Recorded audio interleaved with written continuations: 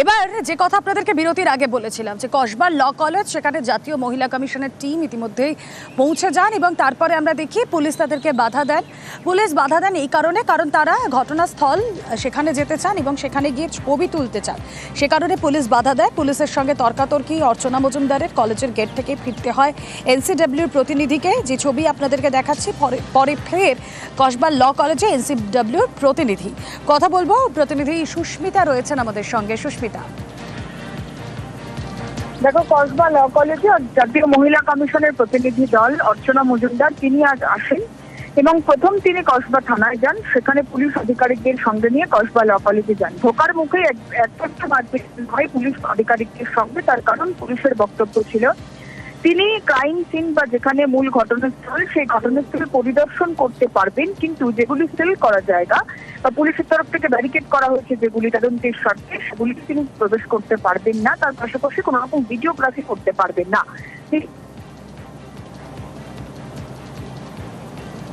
বেশ, NCW suo motu cognisance নিয়েছে সমস্ত ক্রাইম সিন থেকে, কলেজ থেকে, লিফট থেকে সমস্ত জায়গা ব্যারিকেটেড, কর্ডন, তালামারা এইগুলো হয়ে আছে। সুতরাং চোখে দেখে নতুন কিছু দেখতে পাইনি, দেখতে দেওয়া হয়নি বলতে পারে। বাবা গতকাল অন্তত 5 বার আমার সঙ্গে কথা বলেছেন, তাদের মনের মধ্যে একটা ভয় ঢোকানো হয়েছে। কাল রাত্রিবেলা তারা বললেন আমরা আমাদের 164 মেডিকেল রিপোর্ট, ক্রাইম সিন সমস্ত কাজ আজকে করব। যেহেতু গতকাল কমিশনের চিঠি এসছে, পুলিশ 3 দিন বাদে হঠাৎ অত্যন্ত তৎপর হয়ে কাল রাত 12টা অবধি এই কাজগুলো করেছে এবং যাতে আমরা ভিকটিমের সাথে না বসতে পারি সেই বন্দোবস্ত করেছে। না আমি ক্রাইম সিনে ঢুকতে পেরেছি, না আমি ওদের কমন রুমে ঢুকতে পেরেছি, না আমি কলেজের ওপর দেখতে পেরেছি, না বাইরে দেখতে পেরেছি। রাজ্যের আনা অপরাজিতা বিল, যে বিলের রয়েছে গণধর্ষণের মতো ঘটনায় চরম শাস্তি হবে যে দোষী তার, কিন্তু সেই বিল গত সেপ্টেম্বরে বিধানসভায় পাশ হয়ে গেলেও তা আইনে পরিণত এখনো হয়নি, আর তা নিয়ে জটিলতা রয়েই গিয়েছে। সেই কারণে কেন্দ্রকে নিশানা করছে তৃণমূল। অন্যদিকে বিজেপি তাদের পাল্টা বক্তব্যে হাওয়া গরম করতে ছাড়ছে না।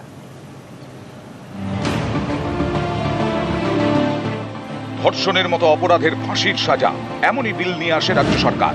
গত বছর তা বিধানসভায় পাস হয়, নাম অপরাজিতা উইমেন অ্যান্ড চাইল্ড বিল। সেই বিল আইনে পরিণত হয়নি। অপরাজিতা উইমেন অ্যান্ড চাইল্ড বিলে ধর্ষণের অপরাধে ফাঁসির সাজা, ফাঁসির সাজার পাশাপাশি জরিমানার বিধানও রয়েছে। জরিমানার টাকায় নির্যাতিতাকে ক্ষতিপূরণ দেওয়া হবে। নির্যাতিতার মৃত্যু হলে তার পরিবার সেই টাকা পাবে। এই ধরনের অপরাধের বিচার হবে ফাস্ট ট্র্যাক কোর্টে। ধর্ষণের তদন্তে তৈরি হবে অপরাজিতার টাস্ক ফোর্স। দ্রুত তদন্ত শেষ করে বিচারের ব্যবস্থা করতে হবে। নির্দিষ্ট সময়ের মধ্যে তদন্ত শেষ না হলে শাস্তির মুখে পড়তে পারেন টাস্ক ফোর্সের সদস্যরা। কেন্দ্রের ভারতীয় ন্যায় সংহিতা এবং ভারতীয় সুরক্ষা সংহিতার বেশ কিছু ধারায় সংশোধনী আনা হয়েছে এই বিলে। বিধানসভায় পাস হলেও এই অপরাজিতা বিল আইনে পরিণত হয়নি। নিয়ম অনুসারে বিধানসভায় বিল পাস হলে তা অনুমোদনের জন্য রাষ্ট্রপতির কাছে পাঠান রাজ্যপাল। বিলের বিষয়ে সম্পর্কিত বিভিন্ন মন্ত্রকের মতামত নেওয়া হয়। সংশ্লিষ্ট মন্ত্রকের সবুজ সংকেত পেলেই রাষ্ট্রপতি সেই বিল অনুমোদন করেন। রাষ্ট্রপতির অনুমোদন অর্থাৎ সই ছাড়া কোনো বিল আইনে পরিণত হয় না। অপরাজিতা বিলের সঙ্গে কেন্দ্রীয় স্বরাষ্ট্র মন্ত্রক জড়িত। জানা গেছে সেই মন্ত্রকেই অপরাজিতা বিলের ফাইল রয়েছে। তাদের পক্ষ থেকে এই বিল নিয়ে রাষ্ট্রপতি ভবনে কিছুই জানানো হয়নি। গত বছরের 9 অগাস্ট আরজিকরে মহিলা চিকিৎসকের ধর্ষণ, খুন, এ নিয়ে চারদিক তোলপাড়। সেই পরিস্থিতিতে পশ্চিমবঙ্গ বিধানসভায় অপরাজিতা উইমেন অ্যান্ড চাইল্ড বিল পাশ হয়। সেটা ছিল 23 সেপ্টেম্বর। এবার কসবার ল কলেজে ছাত্রীকে গণধর্ষণের ঘটনার পর ফের আলোচনায় অপরাজিতা বিল। তৃণমূলের অভিযোগ, কেন্দ্রের ঢিলেমিতেই এই বিল আইনে পরিণত হচ্ছে না। এইটা চলতে পারে না, এটা হতে পারে না। আবার একটা অপরাধ হবে, রাজনীতি প্রবেশ করবে।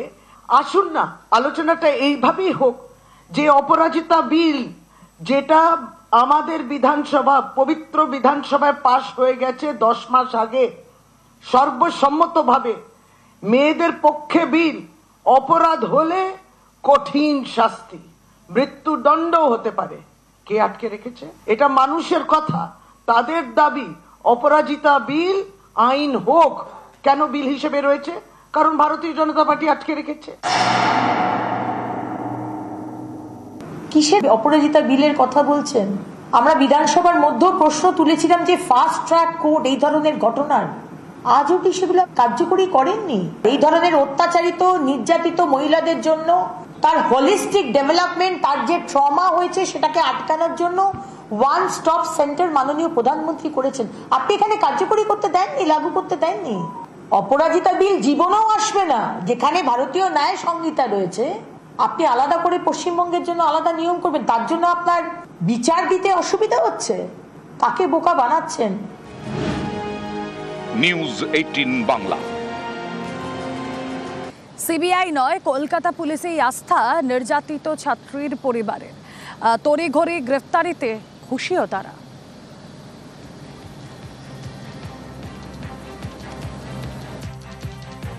আমরা ক্যালকাটা পুলিশের উপর আস্থা রাখি। আমরা খুশি ধরা পড়েছি, জানি আমরা কোনো নিরাপত্তাই নিয়ে বলছি।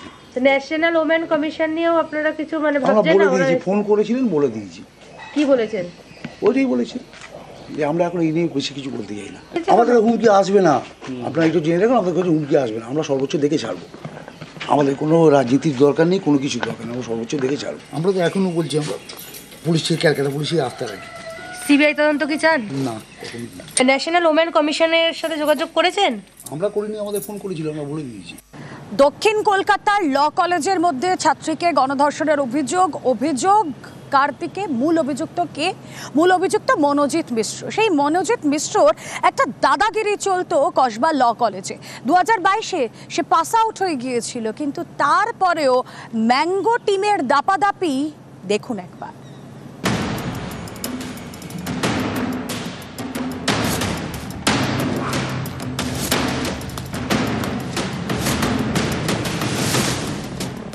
দক্ষিণ কলকাতার ল কলেজের মধ্যে ছাত্রীকে গণধর্ষণের অভিযোগ।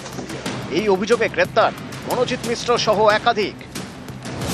মনোজিৎ মিশ্র ওরফে ম্যাঙ্গো দক্ষিণ কলকাতার ল কলেজের প্রাক্তন ছাত্র এবং কলেজের অস্থায়ী কর্মী, তৃণমূল ছাত্র পরিষদের নেতা। দক্ষিণ কলকাতা জেলা তৃণমূল ছাত্র পরিষদেরও সদস্য ছিল। চেষ্টা করেছিল দক্ষিণ কলকাতার যুব তৃণমূলের সভাপতি হওয়ার। মাস চারেক আগে পুলিশের সঙ্গে ঝামেলায় জড়িয়ে গ্রেপ্তারও হয় মনোজিৎ।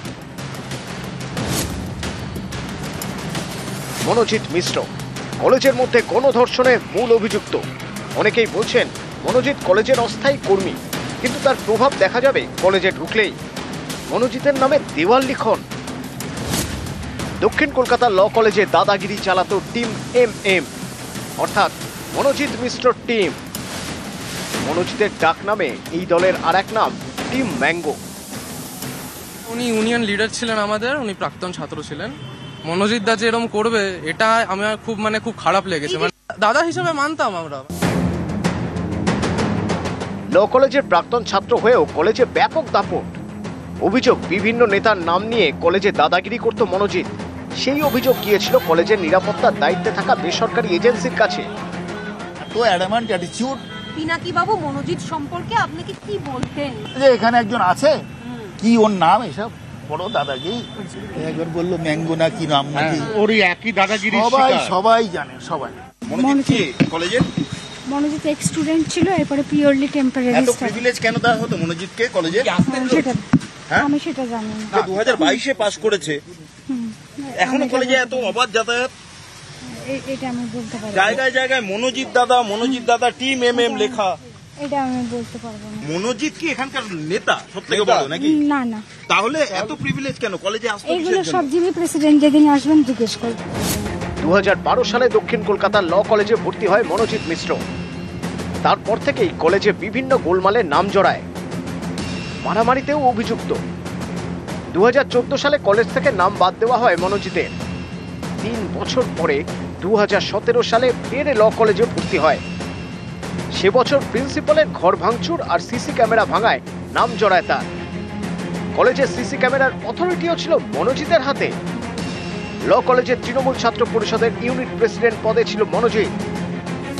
2022 সালে এই পদ থেকে সরানো হয় তাকে। ওই বছরই ল কলেজ থেকে পাশ করে মনোজিৎ। দক্ষিণ কলকাতার ল কলেজের দাদা মনোজিৎ মিশ্র ওরফে ম্যাঙ্গো। কলেজে একাধিক দেওয়াল লিখন তার নামে। এই মনোজিৎ মিশ্রর বিরুদ্ধে কলেজের মধ্যে ছাত্রীকে ধর্ষণের অভিযোগ। বৃহস্পতিবার তাকে গ্রেপ্তার করা হয়। নিউজ 18 বাংলা।